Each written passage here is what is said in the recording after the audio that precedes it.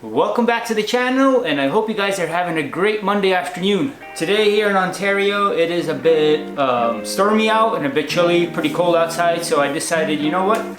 I'll throw on the heater, crank on the heater in my garage, and I'm gonna make a video for you guys. Today I decided to show you how we get ready for river fishing, specifically float fishing in the river. So stick around and I'll show you guys everything that I know how to river fish for salmon, rainbow trout, steelhead, anything really that you can float fish for. So stick around. These are my waders, my current waders that I use. These are called sock waders. And the reason they're called sock waders are because, well, they have socks on them, as you can see. And these are called sock waders. These are by Simms. And these waders are just freaking excellent, man. I love these waders. By far a great investment. Let's see what else I have in here. I have my wading boots, which are also by Simms. These are the G3 wading boots. These are rubber sole. And yep, these are rubber sole, great boots. That's really all you really need in here. Got a few floats and stuff like that. Okay, so yeah, so that's all you really need in here. All you need is your wading boots, your waders, and if you want to bring your net, you can bring your net as well. And that's it. You're all ready to go. You can take the bin and just throw it in your car. Also, I wanted to mention to you guys, so you saw the rubber soled my wading boots that I have currently with the rubber sole. You can also get wading boots that have felt on them. As you can see, these have felt, and I got these from Cabela. This is a Cabela's brand. There's nothing wrong with these boots at all. They're actually pretty light. It's a good boot, Cabela's brand, but it does have felt, and I was not liking the felt at all. Actually, I hate it. So I do not recommend buying felt boots. Buy the rubber boots. Okay. All right. So these are my waders, guys, and I'll put them on now and I'll show them to you. I hope you guys can see. Got my waders on. They're nice and comfy. Yeah, perfect. All right, so I did want to show you guys briefly, like the socks to my waders, because it is a neoprene material, the sock part. So you don't really want to touch the ground with them, because there may be rocks on the ground, especially when you're out in the river or wherever outside. So you don't want them to be any like little holes in here, because any little penetration can get your feet all soaking wet, right? So you don't want any little holes or any holes at all. So don't touch the ground with them. Put one foot on at a time and get your boot on, and just put it right in your boot. And that's it. So that's how you do it. All right, so moving on, I will show you what I have here. I showed you guys already my waders and the ones that I currently use, which I love, the Simms waders, the sock waders. Now these waders I'm about to show you are not sock waders. So the difference between those and these is, I will show you in just a moment. All right, as you can see here, these are neoprene waders. And so the boots are already attached to them. So these are not sock waders, because the boot is already attached. And these are neoprene, so the material is a neoprene material. So supposedly keep you warmer and drier or whatever. But yeah, they're very heavy. I'm not gonna lie to you guys, these are super heavy. So I don't use them anymore. Okay, and I have one more different pair of waders to show you guys, so as an example. So I have another pair, and I'll show you guys in just a second. These were my original waders, the first waders that I've ever started river fishing in. And I'm sure many other river fishermen out there started in waders such as these. This is also a full boot wader, so these are not sock waders, and nor are these neoprene.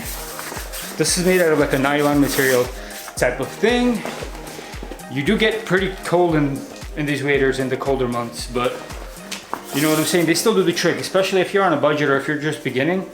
These are fine, man. But after this, if you're gonna bump it up, don't go with any other waders, no neoprenes, no nothing. Go straight to sock waders. They're the best. All right, my friends. I'll show you the next essential tool in every river fisherman's collection, and that would be your mode of transport. when you're out on the river. So some people carry a bag, Yeah, and then we're a little closer. Some people carry a little overhand bag with them. Some people carry like a fanny pack or whatever, backpack. Most people have a vest. Sometimes I even do a vest plus a backpack, but in any case, most people have a vest. And this is called a fishing vest or a fly fishing vest. Now, of course, you don't have to specifically use it for fly fishing only. You can use it for any kind of fishing, but I use it for river fishing, as do most people. So, the way this works is, well, you obviously put it on as such, and now you got like pockets full of crap that you need during river fishing, such as little split shots, your weights, your bait, your hooks, your leader line. You know, you got all your goodies in here, your pliers, your scissors. You got pockets for everything, you know what I mean? I can definitely show you guys, but this is gonna be an extremely long video if I show you every little, you know, every little pocket and stuff like that. Let me see if I can like, maybe I'll sit this way. So right here, right on the bottom of the vest, I have this really cool kind of a thing I bought at Cabela's. This cool thing I bought at Cabela's, and what it is as you can see here, it just clips on the, you know, on your vest. You can clip it anywhere you want, and it holds your leader line. See, this one that I have up here front and center is a 5-pound leader line. The next one I have here is an 8-pound leader line. So I use 8-pound leader when I'm going after salmon, as salmon are bigger than trout. And I use 5-pound leader line when I go out for trout, or 4 or sometimes 6-pound, depending on the day, when I go out for trout. Because trout are much more finicky, they're much more scared, so then you need to use a lighter line for them, you know, for you not to spook them so that you can catch them. So that's why you use lighter leader line for trout, and a bit heavier for salmon. Now, what is leader line? That's the next question. Leader line is very important when you're out there in the river. Basically, you have your main line, which I'll show you in a bit. Your main line is spooled up on your reel. And on your main line, you're going to put this leader line. It's just a little strip of leader line. Sometimes it's anywhere between 2 to 6 feet of leaders what you use. And I'll show you guys how to do that in a bit. All right, I'm gonna try not to make this a super long video, so sorry if I rush through some things. But yeah, in my next pockets, I have something like this. Just as an example, I use different kind of split shots, but this is just the one I had right now in my pocket, and these are called split shots. So what split shots are, they're different sized little BB weights, like BB sized weights. So they look like such. All right, and they're different size. You put them all along your leader so that your bait isn't sunk to the bottom, but it's just in the zone where it needs to be for you to catch the fish. That's why they make them different sizes, so you can just stagger them along your leader line, which I'll show you guys, don't worry. In my other pocket, I have, like, as you can see here, it's like a little box. I keep a few different beads in here and a few different, like, you know, some different colored beads, some fluff, some soft beads. I have a little fly in here. As you can see, it's a little tiny fly, but yeah. On the other side of this, I have a bigger fly. It's pink. And I have bead stops for my beads. So some people think you must fly fish to use flies, which is of course not true. What we do is we drift these flies, just like we drift any other bait that we're using, such as beads, fluff, you know, flies. You can drift anything you want in the river, really. You're just drifting it. Also, I also have something like this, which is like it's like a little plastic worm. You can have them in the pink color, chartreuse color, which is what this is, or you can have them really in any color you want. You can see it's a little wacky worm. You actually hook it right through the middle. You put the hook through the middle so that when they're in the river, they're all like wacky and stuff like that. It's just one way. Of course, that's not the only way to fish them, but that's the way I do it. All right, and I also have like scissors in here and pliers, stuff like that. I'm not gonna get into every single thing I have in in my vest because it's gonna take forever, but like, you know, I keep other essentials in here. All right, so we gone through the waders, wading boots, I showed you the vest. Let's get to the hardware now. Alrighty, I hope you guys can see what I'm holding here. This is called a drift rod and a drift reel. So as you can see here, I'm holding a drift reel for drifting. As you can see, you just hold it like this, and also I'm holding a drifting rod. And this rod is a Shimano rod. I'm sorry, I don't know if you can see that, but this is a Shimano rod. Let me try to zoom in, focus it on that. And this rod just happens to be a 12-6 light action rod. That means that it's 12 foot 6-inch rod, 12-6, and it's also light action, so it's very light in the tip. All right, and the reason it's light in the tip is because when you go ahead and you set the hook on the fish, you don't want it to be very stiff. You don't want that, because we're using very small hooks, right? For river fishing, we use small hooks, so you don't want the hook to rip right out of the fish's mouth. So you want it to be nice and flexible. You want everything to be flexible for that matter. So even my line that I use mono line as my main line. Remember I talked to you guys about main line? So my main line is mono, because again, I want that flexibility, especially when I'm going for trout. On here right now, I have a fly tied on. As you can see, a little teeny weeny little fly. Yeah, so that's that. And I'll show you another way that you can get out into the river where you don't need a center pin. Sorry, I forgot to mention this is called a center pin.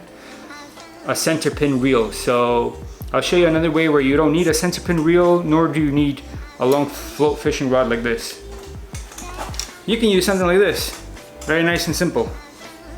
You know what I mean? You still kind of want it to be a nice long rod with a nice strong backbone so the salmon doesn't snap your rod. But you don't need a center pin rod. You can just use a regular spinning rod.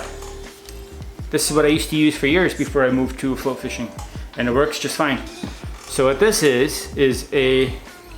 so what this happens to be here, it's a 4000 reel. And I'm not sure if you guys can see that somewhere here, but it's a 4000 Shimano reel paired with a Fenwick rod, which is a 9/6 medium action. So it's again 9/6, meaning 9 foot 6 inches. Yeah, so you don't want to go too small when you're out there in the river fishing. You want to go like anywhere from like 10 to, I don't know, some people go all the way up to 14 foot rods, right? So your rod has to be quite long, and the reason why you want a long rod, especially when you have a float rod and a center pin, the reason why you want a long rod is because you don't want the hook to pop out of its mouth, right? So again, you want that flexibility, you want it to be long, you want your rod to be soft, and it's also better for casting. So especially if you're going with a float fishing rod and center pin, you really want it to be longer, all right? So we'll put it that way. And again, guys, this is not, I'm just a regular, guy who just happens to love fishing in general, river fishing. So this is the way I found that's most effective, and this is the way me and my friends fish in the river. But it doesn't mean that this is the most effective way, or this has to be the only way of doing it, right? So once again, I'll just show you guys. So I have main line here, right? On this reel I have braid. So what I would do is I would attach a small swivel, a small little, tiny little swivel, and on that swivel I will then attach my leader line, which I was mentioning before, which is thinner, which is sometimes 8 pounds, sometimes 5 pounds, depending on what fish you're going for, right? So you put your leader line, and then you put those little split shot weights along the leader line, and you're all good. Okay guys, I'll show you guys here what it is that I mean. So what I'm talking about is, you see, this is your main line, right? Your main line going directly to your reel, whichever reel you're using, center pin or or spinning reel like that. So that would be my main line there. But my main line here is actually, so it's 10-pound monofilament line, as it's what I'm using here as my main line. So 10-pound mono. So my 10-pound mono goes all the way down. You probably can't see the line here, but it goes all the way down So this is all still my main line, right? All the way down to that little swivel I was telling you about. You see that little swivel right there? So what that does is this little swivel attaches my main line to my leader line. You see how thin the leader line is? It's almost invisible. My leader line is very thin and hard to see, which is good because it's hard to see for the fish as well. So I have a fly on here from my last time fishing, as I mentioned before, with a little bead on top of it.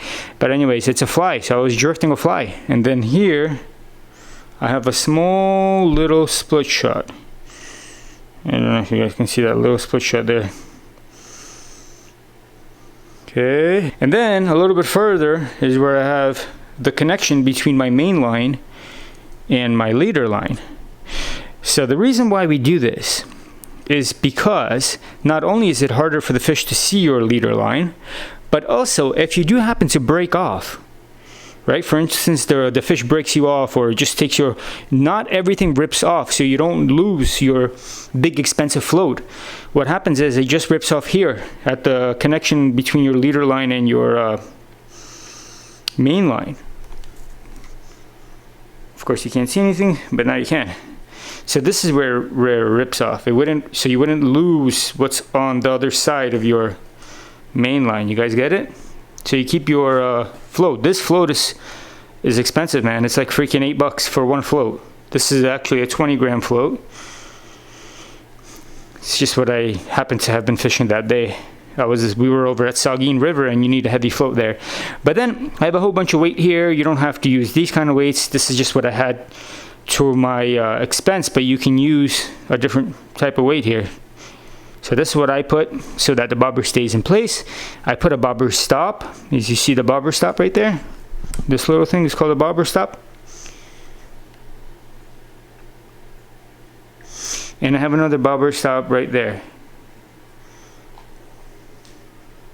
So this allows my float to move a bit freely. Also I can also, of course, take my bobber stop and move it. And I can move it. See, I can move my bobber stop. So now my float isn't moving anywhere. I can move it up, is what I'm trying to say, anywhere I want on my line, on my main line. So I can move it really high up if I really wanted to, like this. You know what I mean? If the water is deep or whatever, if I just feel like moving it up. And then vice versa, I can move it back down. So that's it. I hope you guys enjoyed the video, you know, and I hope you enjoyed your time with me today, and I hope you guys learned a few things. If you have any questions at all, please feel free to leave them in the comments below. I promise, guys, I'll answer all your questions to my ability. And yeah, we do a lot of outdoor stuff on this channel. We have lots of fun outdoors, camping, you know, hiking, fishing. We do lots of great outdoor adventures on this channel. So please, you know, subscribe, like the videos, and I promise you, you won't be disappointed. If you love outdoor stuff, you'll love this channel. Later, guys, until the next episode. Peace.